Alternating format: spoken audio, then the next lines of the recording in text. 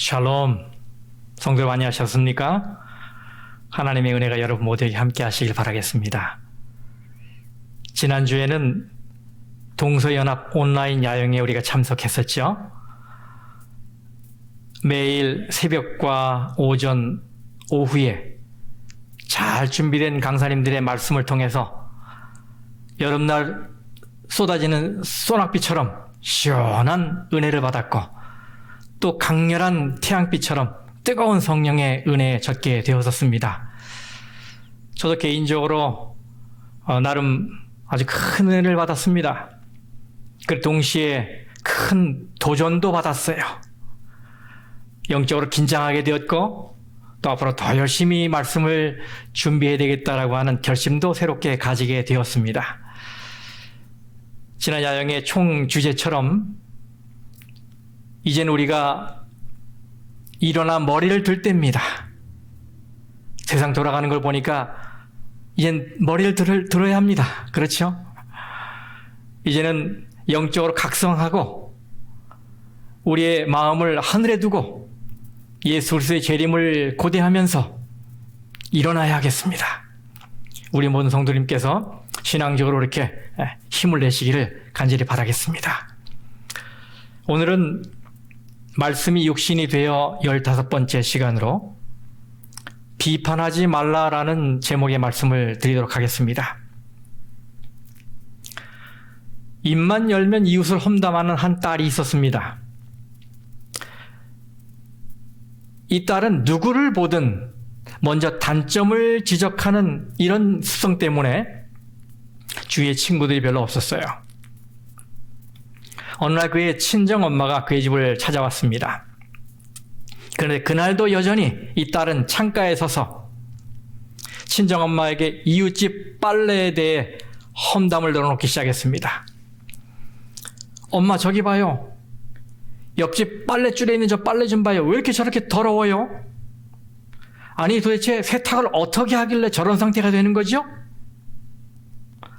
그랬더니 친정엄마가 말합니다. 얘야, 좀 자세히 좀 봐라.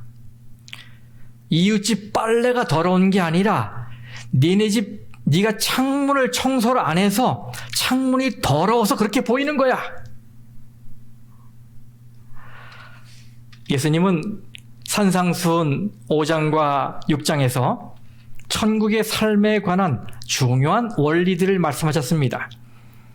이제 예수님은 우리의 관심을 우리 그리스도인들이 이웃과 어떤 관계를 맺어야 하는지 거기에 집중하길 원하십니다. 본문의 말씀을 읽어보겠습니다. 마태복음 7장 1절에서 6절까지 말씀입니다. 비판을 받지 아니하려거든 비판하지 말라. 너희가 비판하는 그 비판으로 너희가 비판을 받을 것이요 너희가 헤아리는 그 헤아림으로 너희가 헤아림을 받을 것이니라. 어찌하여 형제의 눈 속에 있는 티는 보고 내 눈 속에 있는 들보는 깨닫지 못하느냐? 보라, 내 눈 속에 들보가 있는데 어찌하여 형제에게 말하기를 나로 내 눈 속에 있는 티를 빼게 하라 하겠느냐? 외식하는 자여, 먼저 네 눈 속에서 들보를 빼어라. 그 후에야 밝히 보고 형제의 눈 속에서 티를 빼리라. 거룩한 것을 개에게 주지 말며 너희 진주를 돼지 앞에 던지지 말라. 그들이 그것을 발로 밟고 돌이켜 너희를 찢어 상하게 할까 염려하라. 여러분, 우리들이 경험에서 다 아는 이야기지요. 누가 나를 비판하게 되면 그 말이 하나도 틀린 말이 없고 다 맞는 말이라 해도 비판을 받는 입장에서는 기분이 별로 안 좋은 것입니다. 그렇죠? 다 경험해 보셨을 거예요. 그런데 내가 듣기 싫은 소리는 남도 듣기 싫을 텐데 우리는 쉽게 합니다. 그게 우리의 문제지요. 예수님은 비판하지 말라라는 말씀에 앞서 비판을 받지 아니하려거든이라는 단서를 붙이셨습니다. 누구에게나 비판받기 싫어하는 본능이 있다는 것을 아시기 때문이지요. 자신의 얼굴에 침을 뱉으려면 누워서 뱉으면 됩니다. 남을 비판하는 일은 누워서 침을 뱉는 것처럼 아주 쉬운 일이지만 그 비판은 결국 부메랑처럼 다시 내게로 되돌아온다는 것을 기억할 필요가 있습니다. 자, 예수님께서 비판하지 말라라고 하셨는데 이게 무슨 뜻일까요? 예수님은 비판의 어떤 면을 금하신 것일까요? 그동안 이 말씀은 많은 경우에 오해되어 왔습니다. 그래서 어떤 사람들은 이 말씀을 대하면서 교회 안에 어떤 심각한 문제와 비리가 있어도 그것을 들춰내어 갈등을 조장하지 말고 그저 조용히 가만히 하나님의 판단만을 기다리라 이렇게 요구하기도 했어요. 교회에서는 조용한 침묵이 아름다운 미덕이라고 또 깊은 영성이 배어있는 성숙한 신앙의 모습이라고 해석했습니다. 그러면 여러분, 예수님께서는 우리에게 이 모든 비판하는 행위를 금지하신 것일까요? 만일 그렇다면 비판을 직업으로 삼고 있는 비평가나 기자와 같은 직업을 가진 사람들은 어떻게 되는 겁니까? 그리고 제가 지금 비판하지 말라라고 설교를 하고 있는데 바로 이 설교는 비판하는 사람을 비판하는 모양이 되고 있으니 어떻게 하란 말입니까? 네, 우린 예수님이 비판하지 말라라고 하셨을 때 그것은 무엇을 금하신 것인지 잘 이해할 필요가 있습니다. 이 말씀은 다른 사람들의 잘못을 보고도 못 본 채 그냥 덮어두라는 말씀이 아닙니다. 문제가 보이는데도 자기 의견을 제시하지 말고 문제를 지적하는 일도 하지 말라는 말씀이 아닙니다. 바른 충고나 조언도 하지 말라는 말씀도 아닙니다. 여기서 예수님이 금하신 비판에는 불순물이 들어가 있는 것을 말하는 것입니다. 첫 번째 불순물은 감정 개입이에요. 예수님이 여기서 미움이나 시기, 경멸과 같은 안 좋은 감정을 담고 하는 비판을 금하신 거예요. 두 번째 불순물은 정죄 심리입니다. 예를 들어 누가복음 19장에 나오는 바리새인은 자신이 토색하고 불의를 저지르고 간음을 하는 자들과 같지 아니하고 특별히 저 세리와 같지 않음을 감사합니다 라고 기도했어요. 그런데 내막을 보면 이것은 감사 기도로 포장되었을 뿐 사실은 상대를 죄인으로 만드는 정죄를 하는 것입니다. 그렇지 않습니까? 예수님은 이런 교묘한 정죄가 담긴 비판을 금하신 것입니다. 세 번째 불순물은 인신공격입니다. 그 의중에 상대를 무시하고 깔보고 비하하는 마음이 들어있는 거예요. 상대를 깎아내리려는 의도가 분명한 비판. 예수님은 그런 비판을 금하신 것입니다. 원어의 의미로 보면 우리말의 이 비판이라는 번역은 좀 약한 번역이에요. 헬라어로 이 크리노라는 말은 단순한 충고나 평가의 차원을 넘어서서 심판 혹은 정죄하는 걸 말하는 것입니다. 그래서 새 번역 성경에는 이 말이 이렇게 번역되어 있지요. 너희가 뭘 받지 아니하려거든? 심판을 받지 아니하려거든 남을 심판하지 말아라. 그래서 이 비판은요, 남의 실수나 허물을 보고 자기가 마치 판사인 양 유죄 판결을 내리고 성토하는 것을 말하는 것입니다. 예수님은 2절에서 이런 비판은 고스란히 자신에게 되돌아올 것이라고 경고하셨어요. 너희가 비판하는 그 비판으로 너희가 비판을 받을 것이요, 너희가 헤아리는 그 헤아림으로 너희가 헤아림을 받을 것이니라. 산에 올라가면 우리는 의뢰이 야호 하고 함성을 지르잖아요. 그럼 어떻게 됩니까? 야호 야호 야호 메아리가 울리지요. 마찬가지로 우리가 남을 비판할 때는 그 비판할 때 쓴 기준이 우리를 호되게 비판하는 기준이 될 것이라는 말씀이에요. 사도 바울은 이렇게 말했습니다. 로마서 14장 10절 말씀입니다. 네가 어찌하여 네 형제를 비판하느냐? 어찌하여 네 형제를 업신 여기느냐? 우리가 다 하나님의 심판대 앞에 서리라. 여기 업신 여긴다는 말은 내려다본다는 말이잖아요. 이 비판을 업신 여기는 것과 같이 연결시켜 놨어요.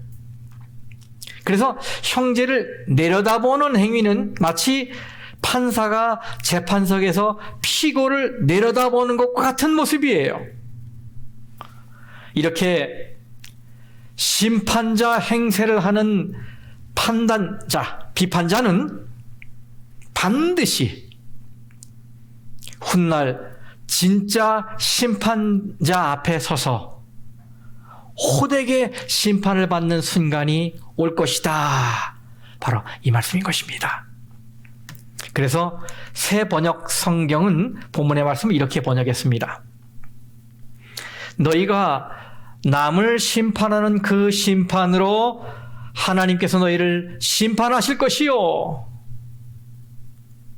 여러분, 이 번역은요, 우리가 형제를 비판하는 것을 사람과 사람의 문제로 보지 않고 사람과 하나님의 문제로 보면서 우리의 시선을 종말에 이루어질 심판의 자리로 이끌고 있어요. 우리가 하나님의 심판대 앞에 서리라. 여러분, 비판과 심판은 무게가 다르잖아요. 심판이 훨씬 무겁죠. 우리가 형제를 내 마음대로, 내 기준대로, 제멋대로 비판하게 되면 하나님 그것을 마음에 두셨다가 최후의 심판의 자리에서 그 값을 제대로 치르게 하시겠다. 바로 이 말인 거예요. 참으로 두렵고 엄숙한 말씀이죠. 마태복음 18장에서 우리는 그 모습을 어렴풋이 보게 됩니다.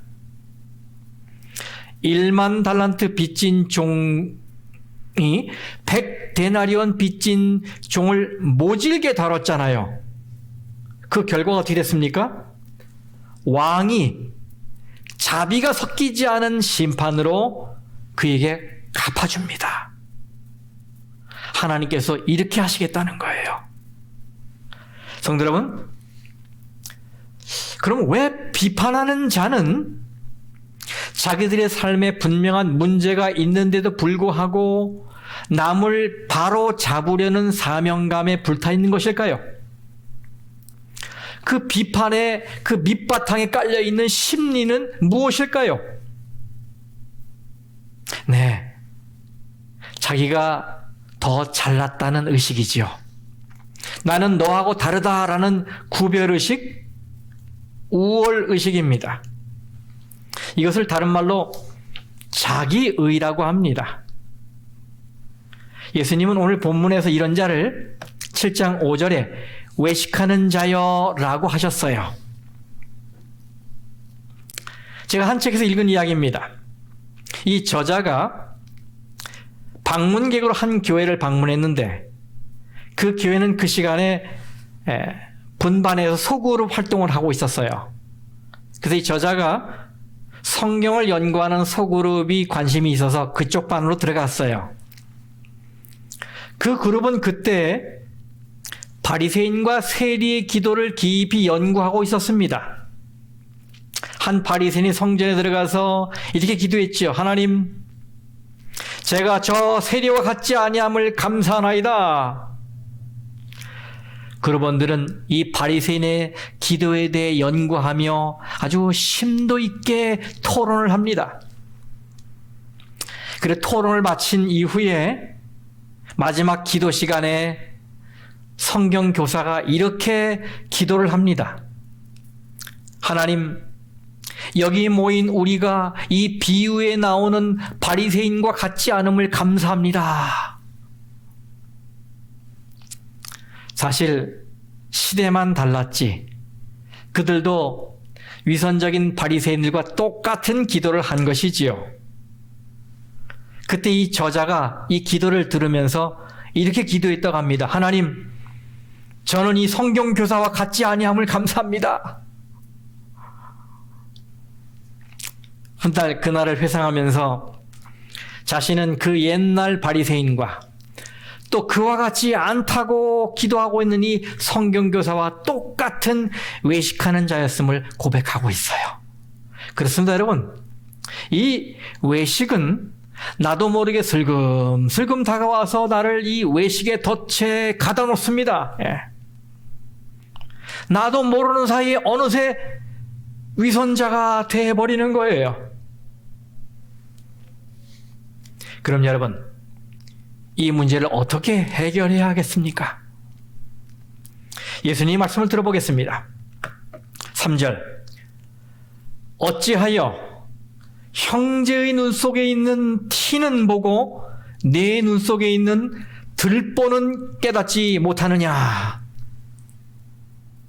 여러분, 우리의 눈은 아주 예민해서 눈에 보이지도 않는 아주 작은 티가 하나 들어가도 눈이 충혈되고 눈물이 납니다. 그래서 그것을 빼기 위해서 눈을 까 뒤집고 호 불어달라고 하지요. 또 그래도 안 되면 물로 씻어내려고 애를 씁니다. 그게 작은 티예요. 그러면 들보는 무엇입니까? 들보는 집을 지을 때 지붕을 받쳐주는 빔, 목재 빔, 바로 석가래를 말하는 것입니다. 엄청나게 무겁고 큰 것이지요. 그래서 티와 들보는 비교가 안 되는 것입니다. 그런데 예수님은 이 둘을 비교하고 계셔요. 어처구니 없는 일이라는 말씀이에요. 티보다 1000배, 10,000배 더 큰 들보를 가지고 있는 사람이 상대의 눈 속에 있는 티를 지적하는 거예요. 이게 너무나 어처구니 없다, 이 말씀이에요. 여러분, 자기 눈에는 큰 들보를 가지고 있으면서 남의 눈에 있는 작은 티를 탓하는 모습은 얼마나 모순적입니까? 이 말씀을 하시는 예수님의 의도는 분명해요. 내로남불하지 말라는 것입니다. 이 정신에서 벗어나라는 것입니다. 내로남불이 뭡니까? 내가 하면 로맨스, 남이 하면 불륜이라는 말이에요. 요즘 사용하는 말이지요. 예수님은 이런 이중 잣대를 경계하시는 겁니다. 예수님이 이렇게 말씀하시는 거예요. 내가 늦잠을 자면 피곤해서 쉬는 것이라고 하고 남이 늦잠을 자면 게으른 것이라고 말하는 정신에서 벗어나라. 내가 남 말하는 것은 걱정해 주는 것이고 남이 남 말하는 것은 뒷담화하는 것이라고 말하는 정신에서 벗어나라. 이렇게 자신에게는 관대하고 남에게는 혹독하고 가혹하게 대하는 이런 정신에서 벗어나야 한다, 이런 말씀이에요. 옛말에 가랑잎이 솔잎더러 바스락거린다고 한다. 이런 말이 있어요. 여러분, 가랑잎과 솔잎 둘 중에 누가 더 시끄럽습니까? 잎사이가 널찍한 가랑잎과 이 가시 같은 바늘 같은 솔잎, 어느 게 더 시끄러워요? 당연히 잎사이가 넓은 게 시끄럽겠죠. 그런데 자기가 더 시끄러우면서도 뭡니까? 솔잎 보고 큰 소리를 치는 거예요. 제 주제를 모르고 솔잎을 나무라는 것입니다. 어처구니 없는 일이죠. 또 이런 말이 있어요. 똥 묻은 개가 겨 묻은 게 나무란다. 여러분, 어느 개가 더 더럽습니까? 보나마나지요. 그런데도 어처구니 없는 일이 일어난다는 말이에요. 사람들은 자신보다 10배나 더 심각한 문제를 가지고 있는 사람들로부터 충고를 듣는 기묘한 경험들을 하며 삽니다. 헛웃음이 나오는 일이지요. 누가 누구에게 충고하는 것입니까? 사실 우리는 원칙적으로 남을 비판할 자격이 없는 사람입니다. 이 탁월한 설교자로 알려진 찰스 스윈돌 목사는 Wisdom for the Way라고 하는 책을 썼는데 그 책 266쪽에 이 비판하지 말아야 할 7가지 이유를 이야기하면서 이 마지막 7번째가 이거예요. 우리 자신은 불완전하며 일관성이 없다. 우리 자신은 뭐라고요? 불완전하고 늘 똑같지 않다. 일관성이 없다. inconsistent. 일관성이 없다. 여러분 다 기억나실 거예요. 2002년 월드컵 때 바로 그 전에 히딩크 감독에 대한 한국 언론과 팬들의 평가는 아주 가혹했었습니다.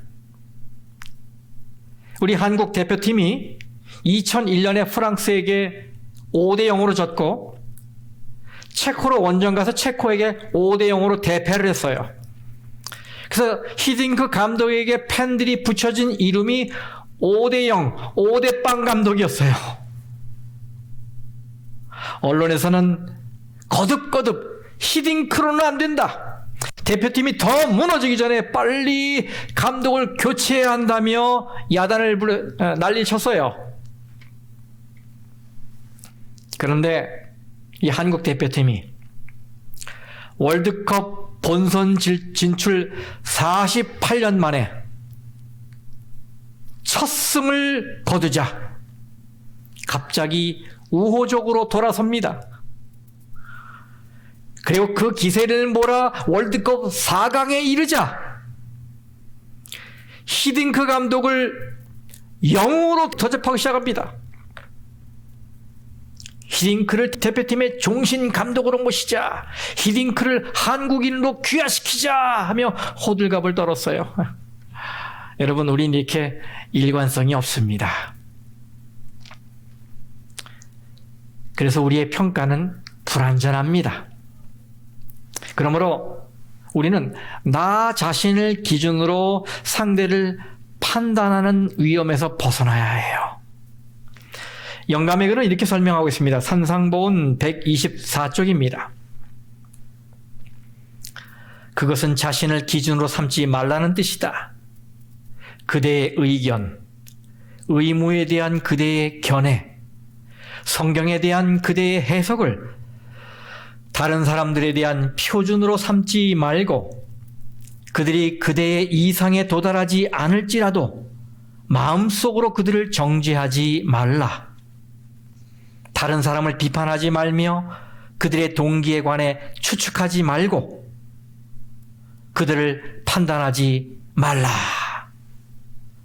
여러분, 상대방의 속 사정을 깊이 모르면서도 일방적으로 단정하고 평가하고 심판하는 것은 하나님이 가볍게 보시지 않는 큰 죄입니다. 그러므로 여러분, 남을 비판하고 싶을 때는 어떻게 해야 할까요? 눈을 자신에게로 돌려야 합니다.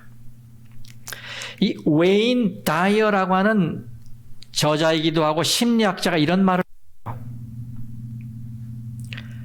당신이 다른 사람을 판단할 때 당신은 그들을 정의하는 것이 아니라 당신 자신을 정의하는 것이다. 상대를 비판할 때 상대의 모습에서 자신의 모습을 보고 있는 것이다 라는 말입니다. 예수님 말씀을 들어보겠습니다. 4절 말씀입니다. 보라, 네 눈 속에 들보가 있는데 어찌하여 형제에게 말하기를 나로 네 눈 속에 있는 티를 빼게 하라 하겠느냐. 여러분, 여기서 예수님은 보라라고 말씀하세요. 네 눈 속에 들보를 보라. 네 죄를 보라. 네 문제를 보라. 네가 얼마나 심각한 상태에 있는지 먼저 보라. 그 사람보다 10배, 100배나 큰 문제를 가지고 있는 너 자신을 깨달아라. 이런 말이에요. 이어지는 말씀입니다. 5절 말씀.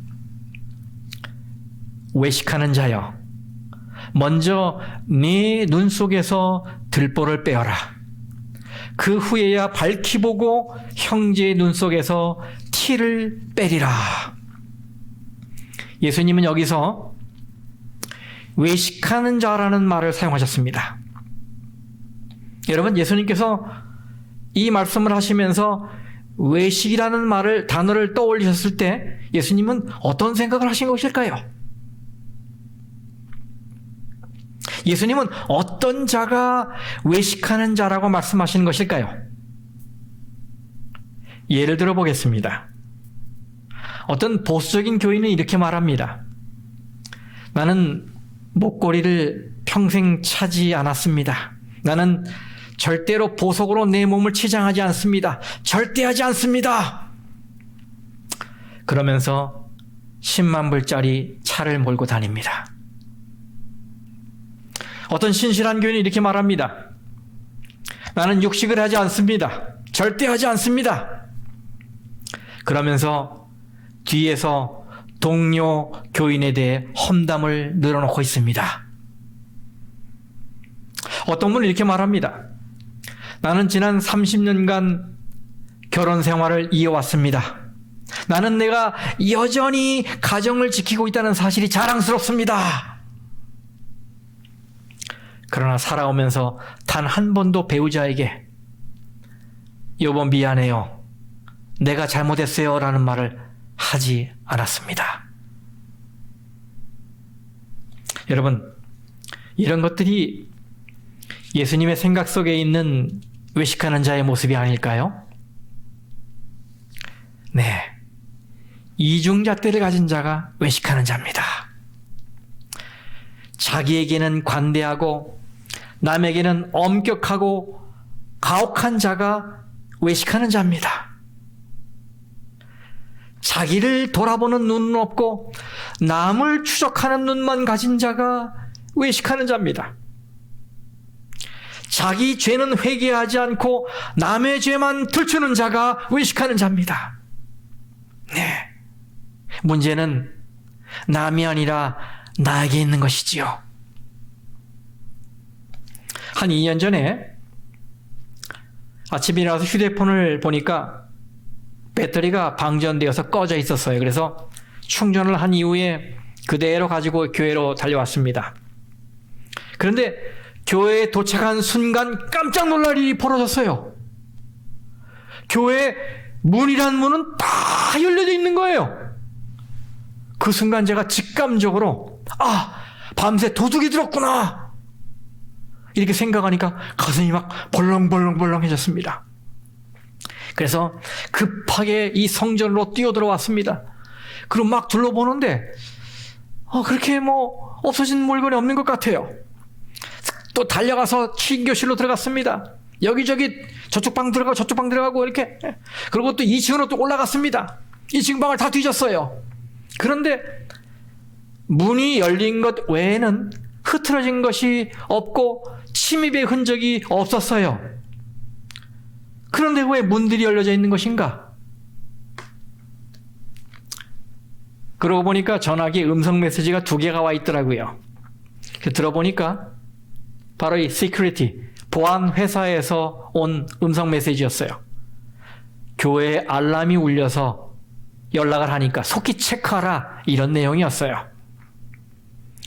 그래서 저는 급하게 감시 카메라에 녹화된 것을 펼쳐봤습니다. 그랬더니 아침 일찍 경찰 2명이 우리 주차장 문에 차를 대놓고 들어오려고 애를 쓰다가 못 들어오니까 저 옆집 울타리를 타고 넘어 들어왔어요. 그리고 교회 안으로 들어왔습니다. 그리고 한참 후에 다시 그 울타리로 넘어서 그 차를 타고 사라지더라고요. 그래서 제가 보안회사에 전화를 걸었어요. 어찌된 일이냐? 그랬더니 이른 아침에 교회 알람이 울려서 저에게 전화를 했는데 전화가 꺼져 있어서 경찰에게 연락했다는 거예요. 그래서 경찰이 와서 점검하고 갔다는 것입니다. 오케이, 알았다. 그래서 경찰이 뭐라고 하더냐? 경찰의 보고에 의하면 교회 현관문이 조금 열려 있어서 경찰 입장에 누군가 침입한 것이 아닌가 생각돼서 샅샅이 뒤지느라 문을 다 열어놨다는 것입니다. 그래서 제가 이 CCTV를 통해서 아침 일찍 교인 한 분이 교회 왔다 간 것을 확인하게 됐어요. 그래서 제가 그분에게 전화를 걸어서 무슨 일이 있었느냐고 물었더니 교회 두고 온 곳이 생각나서 아침 일찍 시간을 내서 교회 왔다 갔다는 거예요. 그래서 제가 이런 일이 있었다라고 전해주니까 자기가 나올 때 알람은 잘 걸었는데 문은 꽉 닫은 기억이 없다라고 실토를 하더라고요. 아마 이렇게 쓱 하고 이제 닫혔겠니 하고 간 것 같아요. 근데 열려져 있었던 거예요, 그게. 네. 문제는 외부에 있지 않고 내부에 있었습니다. 이 본문에서는 먼저와 그 후에야 라는 단어가 대조를 이루고 있어요. 예수님 우리에게 먼저 해야 할 일이 있다고 말씀하시는 것입니다. 먼저. 뭘 먼저 하라고 하셨습니까? 네. 먼저 네 눈 속에서 들보를 빼어라.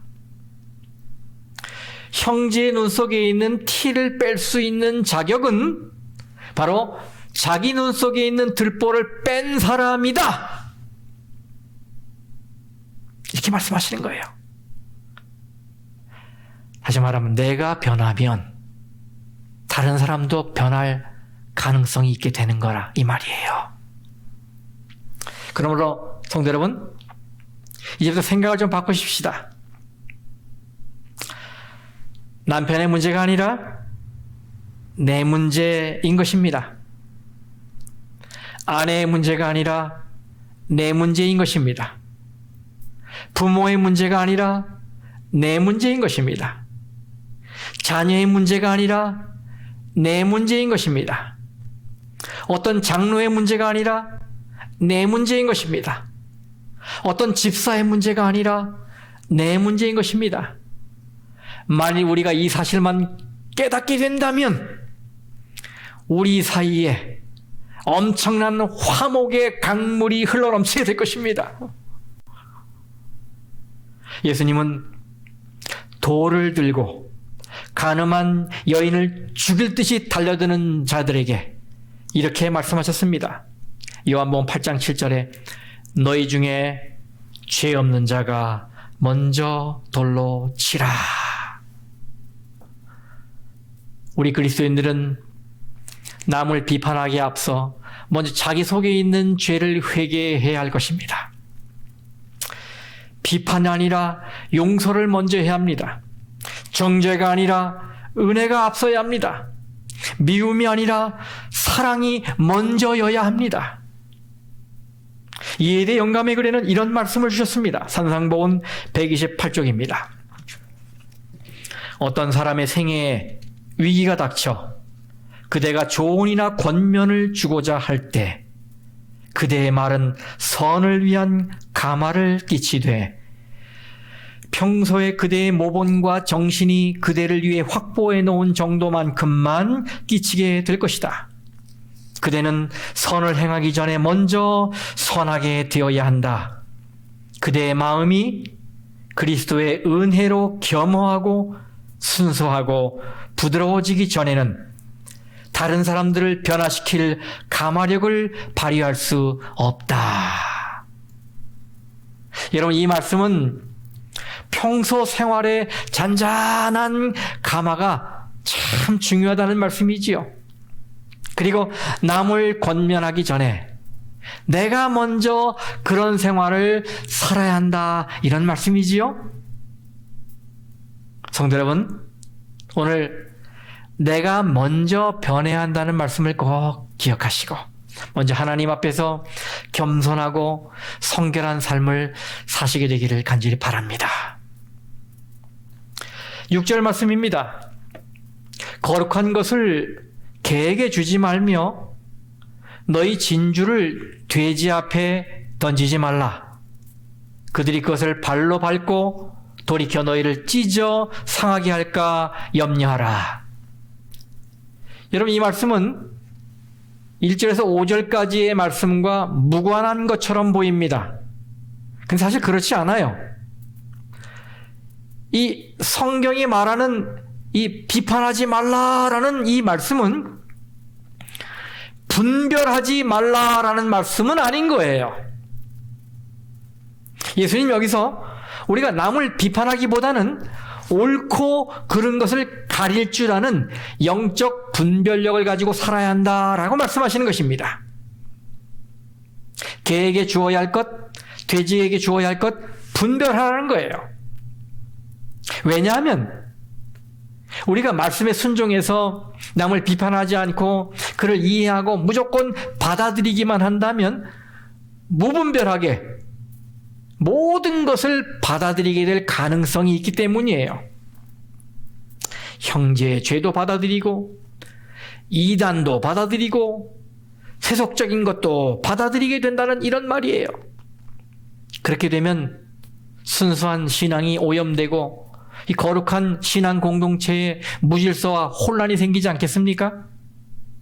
그래서 이 말씀은 우리에게 이런 오류에 빠지지 않도록 영적 분별력을 가지고 살아야 한다라는 말씀이에요. 저는 마지막으로 오늘의 이 교훈의 말씀을 의사의 수술에 비유하여 정리하면서 마치겠습니다. 첫째, 의사는 이 수술해야 하는 암과 같은 조직이 발견되면 그냥 덮어두지 않습니다. 마찬가지로 우리도 형제의 잘못을 그냥 덮어두는 것이 미덕이 아니라는 사실을 알아야 합니다. 두 번째, 의사는 자기 전공 분야가 있습니다. 그래서 그 전공 분야에서 능력을 발휘하기 위해 열심히 공부를 해요. 마찬가지로 우리도 무엇을 혹은 누군가를 비판하려면 전문성을 키워야 해요. 그리고 자기가 잘 아는 분야에서만 겸손하게 판단할 줄 알아야 합니다. 셋째로, 의사는 이 환자 상태를 모르는 가운데서는 절대로 수술하지 않아요. 환자의 상태에 대해서 완전히 다 이해한 다음에 메스를 드는 것입니다. 마찬가지로 우리도 상대의 속을 잘 모를 때는 함부로 판단해서는 안 되는 것입니다. 네 번째, 의사는 환자를 감으로 수술하든지 추측으로 혹은 짐작으로 수술하지 않습니다. 의사들은 정확한 과학적 데이터를 가지고 수술을 해요. 마찬가지로 우리도 그냥 내 느낌대로, 내 기준대로, 내 방식대로 상대를 평가하지 말아야 합니다. 판단하실 분은 오직 하나님 한 분이십니다. 하나님이 다 판단하시게 하나님을 기준으로 내세우시고 살아야 합니다.